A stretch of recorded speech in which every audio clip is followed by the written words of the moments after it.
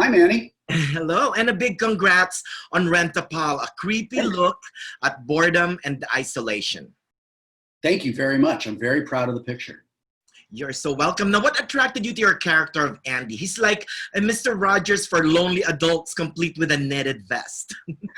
Um, Andy is a complex and ultimately very dangerous, sinister character, and I love that. I really enjoy playing villains, and in this particular story, I get to play the monster in the house, and I really had a good time doing that.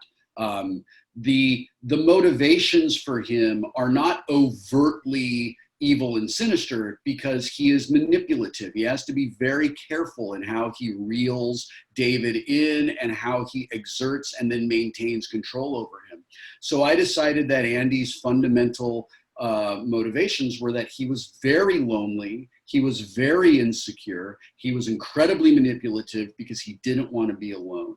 And I felt like Andy and David have a lot of similar emotions and a lot of similar motivations, so similar that one of the things I really enjoy about this story, and one of the things that made it compelling and made me want to do it, is we don't know if Andy even exists.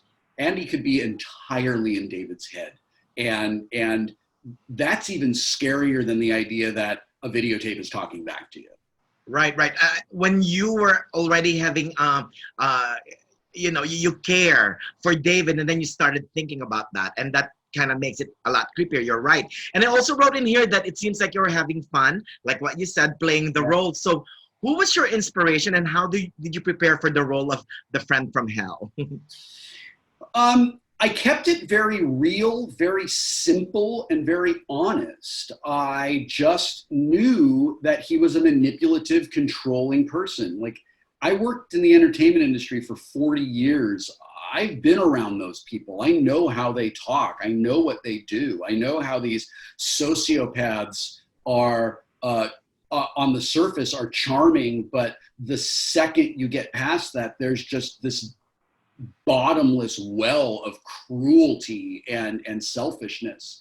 And I just brought all of those experiences I have ever had and then did my best to distill them into very simple motivations and very clear actions.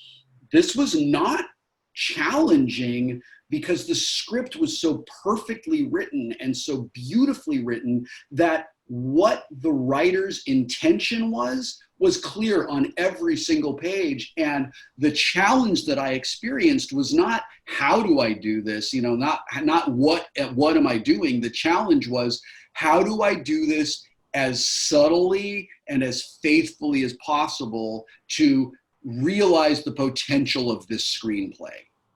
That is right. Now, the premise won't fully work, though, if not for your great chemistry with Brian Landis Folkins, who plays David, the guy who needs a friend and who still lives in the basement of his mom's house. Now, walk us through the process of the film and how Jon Stevenson, the writer-director, prepared your interactions with Brian. So we filmed all of my scenes by myself. We shot them all in one day. And they had already shot some other pieces of the picture and just hadn't shot David and Andy's scenes in the basement. So Brian came down to the set to watch what I was doing, to get a sense of how I sounded, how I moved, what my Andy was going to be. So that when he shot his side, he would have the sense memory of having watched me do it all. Now, I don't know if they played back my performance for Brian. I don't know if Brian used his memory and his work as an actor to bring that to life. However he did it, it's perfect. It's flawless. The reason Andy is so scary, and the reason that you are able to respond to Andy the way you respond to Andy, is entirely because of Brian's performance. Because Brian is the lens. Brian is the audience's connecting character, and Brian is as David, is making you wonder, what would you do if you were in his seat? And he manages to do that as this just like this very sad, lonely kind of everyman who's a very sympathetic character. But there's some bad stuff going on in his head. That's right. So one quick question though, how do you think viewers will respond to Rent a Pal? Well, hopefully they will have the same journey that I had as I read the script, right? Hopefully they will go through a series of emotions from like, this is creepy, this is sinister, what in the world is happening? Like, that's a bad dude, like what is going on? Like, I'm really excited for them to experience the same peaks and valleys of emotional swings that Andy is putting David through. I hope the audience will experience something similar. That's right. Well said, Mr. Wilco. Good luck and congrats on everything. And I'm here to be your friend. And by the way, one real quick thing.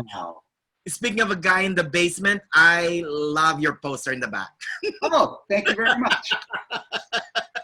Bye. Good luck on everything, okay?